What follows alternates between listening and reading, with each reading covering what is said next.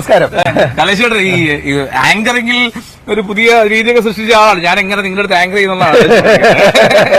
അതൊക്കെ കഴിഞ്ഞു പോയില്ലേ? ഒരുപാട് നാളെ സ്കൂളിൽ പഠിക്കുമ്പോ ഞാന് പിന്നെ ആദ്യമായിട്ട് 99 ക്യാമറ ഇങ്ങനെ ആങ്കർ അവതാരകനായിട്ട് ഫേസ് ചെയ്യുന്നത്. 99 ഞാൻ ഇന്നലെ എന്തായാലും ഇന്ന് രാവിലെ കലേശ്വരൻ കാണുമല്ലോ. ഞാൻ യൂട്യൂബ് എടുത്ത് പഴയ വീഡിയോ ഒക്കെ കണ്ടു നോക്കി. അന്നായിരുന്നു സുന്ദരൻ സംശയം. പലതരത്തിലാണ്. മാനവീയത്തിൽ വരാറുണ്ട്. മാനവീയത്തിൽ ഇടയ്ക്ക് ഇപ്പൊ ഞാൻ ഇത് കണ്ടപ്പോഴൊന്ന് നിന്നുപോയതാണ്.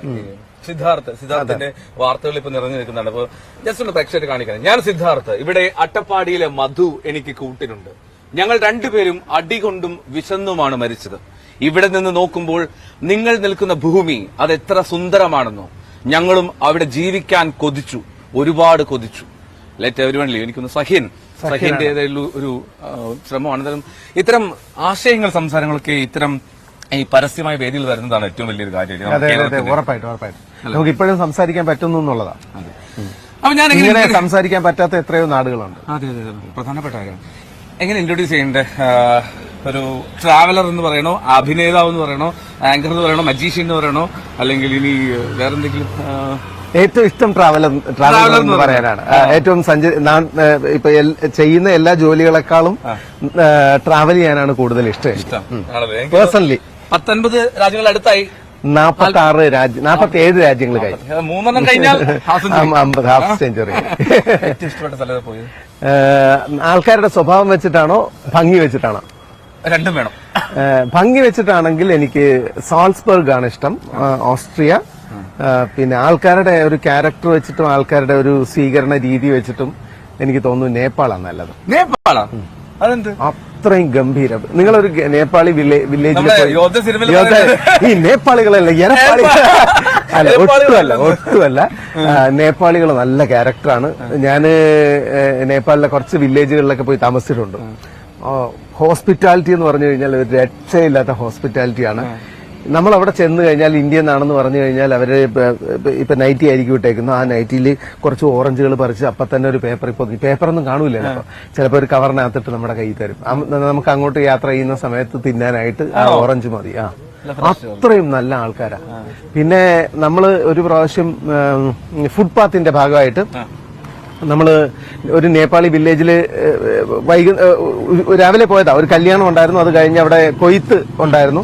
കൊയ്ത്ത് കഴിഞ്ഞ് കറ്റ മെതിച്ച് ഈ കാളയെ കൊണ്ട് ചവിട്ടി അത് മെതിച്ച് ഒരു 3-4 പേര്, ഫാമിലി മെമ്പേഴ്സ്, അവര് തന്നെയാണ് കൊയ്യുന്നത്.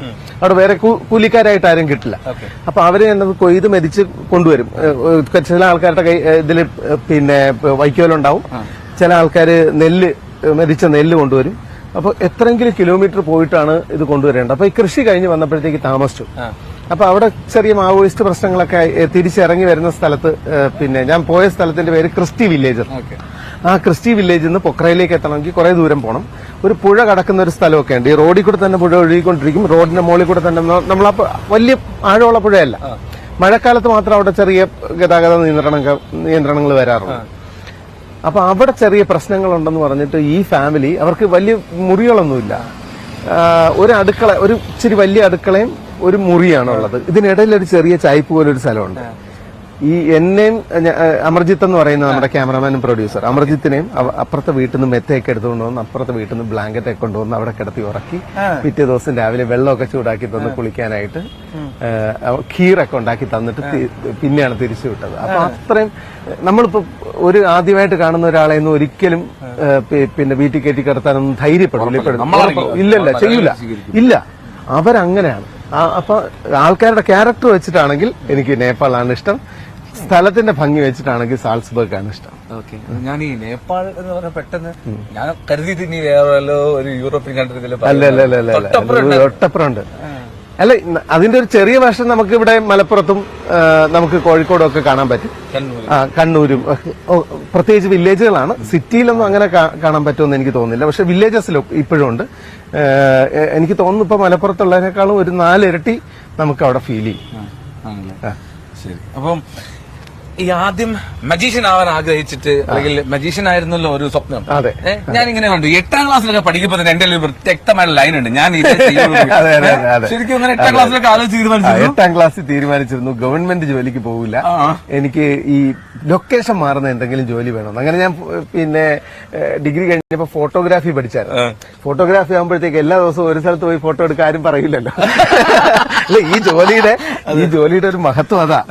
ഇത് എല്ലാ ദിവസവും ഒരു സ്ഥലം മാത്രം എടുക്കണം എന്ന് ഒരാളും പറയില്ല. എല്ലാ ദിവസവും ലൊക്കേഷൻ മാറ്റി മാറ്റി പിടിക്കാനാ പറയുന്നത്. അപ്പൊ അങ്ങനത്തെ ഒരു ജോലി ചെയ്യണമെന്ന് ആഗ്രഹം ഉണ്ടായിരുന്നു. അപ്പൊ ഭാഗ്യത്തിന് അങ്ങനെ തന്നെ കിട്ടി. എനിക്ക് തോന്നുന്നു 8ാം ക്ലാസ്സിലെ ആഗ്രഹം കൊണ്ടായിരിക്കും പടച്ചവൻ കുറെ ബോണസുകളും തന്നിട്ടുണ്ട്. ഈ യാത്ര ചെയ്യാനൊക്കെയുള്ള ആഗ്രഹം മാത്രം ഉണ്ടായിരുന്നു. ഇതിനകത്ത് ഒരു 3ഓ 4ഓ യാത്രകൾ മാത്രമേ ടിക്കറ്റ് എടുത്തും ചെയ്തിട്ടുള്ളൂ.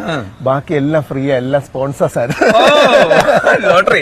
അതെ, പ്രോഗ്രാമിന് വേണ്ടിയിട്ടൊക്കെ പോകുന്നതും അല്ലെങ്കിൽ ഇപ്പൊ എനിക്ക് തോന്നുന്നൊരു ഈ ഫുഡിന്റെ ഷൂട്ടിന് വേണ്ടിയിട്ട് തന്നെ ഒരു 20-30 ഇടയിൽ രാജ്യങ്ങളിൽ ഷൂട്ടിന് വേണ്ടിയിട്ട് മാത്രം പോയിട്ടുള്ളൂ. 17 രാജ്യങ്ങളിൽ ഫുഡ് പാത്ത് ചെയ്തു.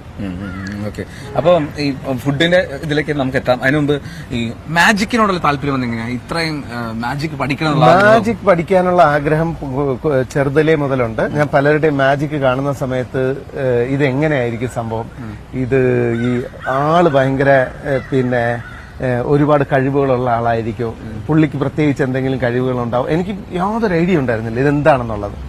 ഇത് പഠിച്ചു തുടങ്ങിയതിന് ശേഷമാണ് മനസ്സിലായത് ഇതിനകത്ത് രഹസ്യങ്ങളാണ്. ഇതിനകത്ത് പിന്നെ നമ്മൾ പ്രാക്ടീസ് ചെയ്യേണ്ട ഒരുപാട് കാര്യങ്ങൾ. നമ്മൾ ഈ രഹസ്യം പഠിച്ചെടുക്കാനായിട്ട് ഇപ്പൊ ഡാൻസ് പഠിക്കാനായിട്ട് ഡാൻസ് പഠിക്കുന്ന സാധനം തന്നെ നമ്മൾ സ്റ്റേജിൽ പ്രസന്റ് ചെയ്താൽ മതി. പിന്നെ വയലിൻ പഠിക്കാനായിട്ട് വയലിൻ പഠിച്ചു കഴിഞ്ഞാൽ ആ സാധനം നമ്മൾ സ്റ്റേജിൽ പ്രസന്റ് ചെയ്താൽ മതി. ഇത് നമ്മൾ പഠിക്കുന്ന കാര്യം ഒരിക്കലും അവർക്ക് പറഞ്ഞു കൊടുക്കരുത്. നമ്മൾ അതിന്റെ എഫക്റ്റ് മാത്രമാണ് ഓഡിയൻസിലേക്ക് കൊടുക്കുന്നത്. ബാക്കിയെല്ലാം നമ്മൾ ഉള്ളിൽ തന്നെ ഒതുക്കണം. അതെ, നമ്മൾ പഠിച്ച എല്ലാ കാര്യങ്ങളും തിരിച്ചങ്ങോട്ട് കാണിച്ചു കൊടുക്കാൻ പറ്റാത്ത ഒരാളാണ്. അതെ, അപ്പൊ ഇത് പഠിച്ചെടുക്കാനായിട്ട് ഒത്തിരി പ്രയാസമാണെന്ന് മനസ്സിലായി. പണ്ടാരം ഇത് തന്നെയല്ലോ നമുക്ക് ബുദ്ധി തോന്നിയെന്ന് പറഞ്ഞ് മണ്ടത്തരമായി പോയെന്ന് വരെ ഈ പ്രാക്ടീസ് ചെയ്യുന്ന സമയത്ത് തോന്നി. പക്ഷെ ഇത് കഴിഞ്ഞ് ആൾക്കാരുടെ മുമ്പിൽ ചെയ്യുമ്പോഴത്തേക്കും സന്തോഷമാണ്. അല്ലാണ്ട് ഈ നമ്മുടെ മുതുകാടിന്റെ അടുത്ത് പോയിട്ട് കൃത്യമായി പഠിക്കുമായിരുന്നു? അല്ലല്ല, പുള്ളിയെ കണ്ടു. പിന്നെ ശരിക്കും ഈ പണ്ട് ആഗ്രഹിച്ചത്, ഈ രോഗി ഇച്ഛിച്ചതും വൈദ്യം കൽപ്പിച്ചതും മാജിക് എന്ന് പറഞ്ഞ പോലെയായിരുന്നു സംഭവങ്ങൾ. അപ്പോ പിന്നെ ഞാനിങ്ങനെ അതൊന്നും ആലോചിക്കാതെ ഞാനിങ്ങനെ കൊറിയോഗ്രാഫി ഒക്കെ ചെയ്ത് നടക്കുന്നത്. ഡിഗ്രിക്ക് പഠിക്കുന്ന സമയത്ത് കൊറിയോഗ്രാഫറായിരുന്നു, ഡാൻസറായിരുന്നു. അപ്പൊ പിന്നെ ഡാൻസ് കളിച്ച് അതെ. അപ്പോ ഈ സമയത്ത് പിന്നെ മുതുകാട് സാറിന്റെ ട്രൂപ്പിൽ ഒരു കൊറിയോഗ്രാഫറുടെ ആവശ്യം ഉണ്ടായിരുന്നു. ആടിപ്പൊളി. അങ്ങനെ പുള്ളിയുടെ കൊറിയോഗ്രാഫറായി, പുള്ളിയുടെ മെയിൻ അസിസ്റ്റന്റായി. അതിനുശേഷമാണ് പഠിക്കാൻ ഞാൻ ഈ ആഗ്രഹം പുള്ളിയോട് പറഞ്ഞു. അപ്പൊ തന്നെ ഓക്കെ പറഞ്ഞു, ഇപ്പൊ ചേരും പറഞ്ഞു. അപ്പൊ പുള്ളി പഠിപ്പിക്കാൻ തുടങ്ങി. മെയിനായിട്ട് അവിടെ രാജമൂർത്തി സാർ എന്ന് പറഞ്ഞിട്ട് മജീഷ്യൻ രാജമൂർത്തി സാറുണ്ട്. മൂർത്തി സാറാണ് ശരിക്കും എന്റെ ഗുരു. പുള്ളിയാണ് എന്നെ പഠിപ്പിച്ചത്. അതുപോലെ പിന്നെ തമിഴ്നാട്ടിലൊരു യോന സാറുണ്ട്. അപ്പൊ ഞാൻ കുറെ നാള് യോന സാറിന്റെ വീട്ടിൽ ഗുരുകുല വിദ്യാഭ്യാസം പോലെ മൂപ്പരുടെ വൈഫ് മനോന്മണി എന്നാണ് ചേച്ചി അക്കയുടെ പേര്. അവര് നല്ല കോളിക്കുളമ്പൊക്കെ ഉണ്ടാക്കി തരും. ഫുഡ് പണ്ടേ വീക്ക്നെസ്. അപ്പൊ നല്ല കോളിക്കുളമ്പും ചില സമയത്ത് നമുക്ക് പിന്നെ ഇന്ന് ബിരിയാണി ഉണ്ടാക്കാന്ന് പറഞ്ഞിട്ട് നമ്മുടെ ഈ തലപ്പാക്കട്ടി ബിരിയാണി പോലത്തെ നല്ല ബിരിയാണി, പല്ലടമാണ് അവരുടെ സ്ഥലം, നല്ല ബിരിയാണിയൊക്കെ ഉണ്ടാക്കി തരും. ബിരിയാണി എന്ന് പറഞ്ഞു കഴിഞ്ഞാൽ ഈ പുതിനയിലേക്ക് രാവിലെ പുതിനയിലേക്ക് അരച്ച് കറിവേപ്പിലേക്ക് അരച്ച് ഈ അരിയിൽ തേച്ച് വിടും. ഇത് അരി വേവിക്കുന്ന സമയത്ത് പച്ച കളറിലായിരിക്കും. എന്നിട്ട് അതിനകത്താണ് ഈ ചിക്കനൊക്കെ ഇട്ട് വേവിച്ചു തരുന്നത്. ഒരു രക്ഷയില്ലാത്ത ബിരിയാണിയാണ്. അപ്പൊ നിങ്ങളാണെങ്കിൽ പഠിക്കൂല്ലേ? രാവിലെ തന്നെ മനുഷ്യനെ കൊതിപ്പിക്കാനായിട്ട് വായിൽ വെള്ളം. അതെ, ഉറപ്പായിട്ടും.